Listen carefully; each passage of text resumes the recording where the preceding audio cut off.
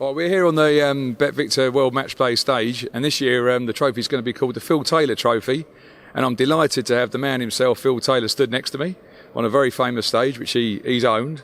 Phil, you owned this stage for so many years, winning 16 times, included a run of 38 straight victories between 2008 and 15. You only lost 8 games on this stage, Phil. Amazing. You hold the record average, 12 out of the top 15 averages on this stage. What was it about this stage at the Winter Gardens that just brought the best out in you, Phil? I think the format was good for me. The heat, I'm quite good with the heat as well, and I just like this place. I felt so comfortable here. I've got a holiday home just down the road here, and I've just loved this area since the first time I came, when I was probably about 4 years old, with I think one of the working men's club where you had a bag of crisps and a bottle of pop with your mum and dad, a day return like. So just the area, the crowd. I just love it. I just love this venue altogether. But the format, the stage is good. The stage is very solid. It doesn't bounce. It's got everything for me. This one, I just love it. All right, fair enough. What would you consider was your greatest ever performance at the match play? I think last year it'll take some beating. To be quite honest with you, with the draw that I had. We're beating Michael, and it was tough. It was a tough draw for me. Coming into me last year, I wasn't really full concentration. Because I was looking forward to retirement. So I just came in, and I'd just come back from abroad. I was jet lagged, and I just took each round as it came, really, and I just sailed through it. Yeah, an amazing performance, and I think you were a dismissive 10-1 or 12-1 before that tournament started, which looks massive now. My friend, I think Steve, my friend, got something like 25-1 or something. I think he had a right good little go at it. We're a bit less. What is there any particular players? Sorry, is there any particular players you found a struggle? Not particularly just playing here, but was there anyone who was not a bogey player? You didn't have bogey players because you beat them all. But is there anyone you struggled against from the pace angle or anything like that? I'll tell you one of the players, and remember him, and he was one of the older players, the older generation, was Bob Anderson, who was honestly, he was so difficult to beat. Great finisher, great scorer, and a lot of bottle. And he was a hard player to beat, was Bob Anderson. The other players, John Part was very steady, very good player. Peter Manley was good on the stage, he was very good. Peter Everson had his moment, obviously winning it. Dennis Plessy was a tough player to beat. James Wade. I mean, there's so many really, you can say, because they're all good now. Absolutely. Aidan Lewis is another one. I think me and him probably had one of the best averages on the stage, both players. Great. Your darts, Phil. You've hit players like Peter Wright, famously changing his darts game by game, sometimes tournament by tournament. Were you? Did you stick mainly with the same darts, or were you a bit of a tinkerer yourself? Me, I tinkered all the time. I was always tinkering. I'd probably brought 2 or 3 sets of darts a year out. I always strive to get better, and that's what Peter's doing. You know what I mean? Love him or hate him, I love him, and he's trying to bet. He's trying to find perfection. That's what he's trying to do.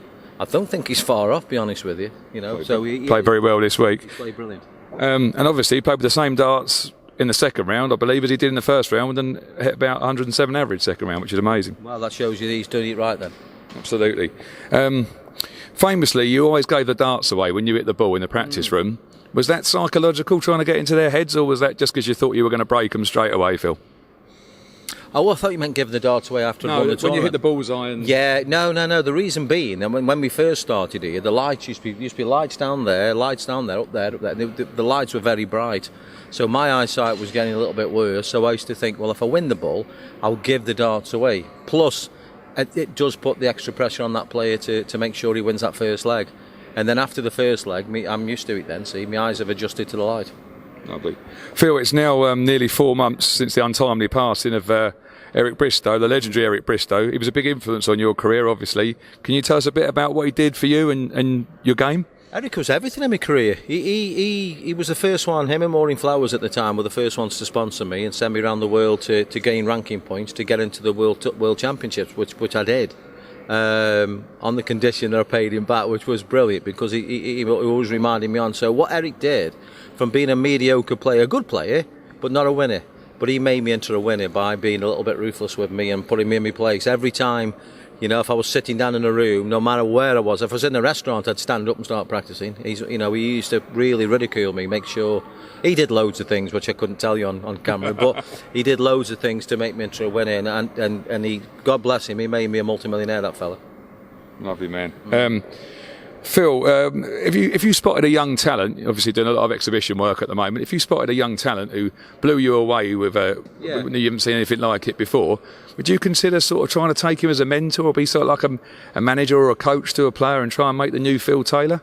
I'd help him out financially. As a coach, I'd give him advice, but as somebody that managed somebody, maybe it goes my daughter and Bob work for me. They look after me, so I'd put my office staff in charge of him, look after him logistically wise, and this, that, and the other. As far as practices going, I wouldn't have the time, but I would practice with the young lad now and again. I would, yeah, of course I would, and I'd make sure that he pays me back. Of course, with interest. Eric obviously also went into the jungle, and I'm a celebrity. If they ask you, Phil, would you fancy a few weeks of eating all sorts? I would, yeah. It might do me good. I might lose a few pounds. Yeah, I wouldn't mind. I would love to do it. Yeah, I would. I think we'd love to see it. Yeah, I'd love it. And last question, slightly different. 5 people, Phil, dinner table. It could be inside of darts or outside of darts. Who would you be inviting to your dinner party? Dead or alive? Dead or alive, yeah. Dead or alive. Mum and Dad, because they passed away now. How can I say? There's that many people I do like, be quite honest with you. They'd be my first two. My partner's mother's just died, who was a massive, she was just like Mrs. Brown's Boys. So I'd definitely have Valier, that's my partner. I'd have Mrs. Brown's Boys, Brendan O'Carroll, 100%, I'd have him there, because he does tittle me. And then I think I'd have Robbie Williams. Right, lovely. Phil, it's been a pleasure to meet you. Thank you very much for your time.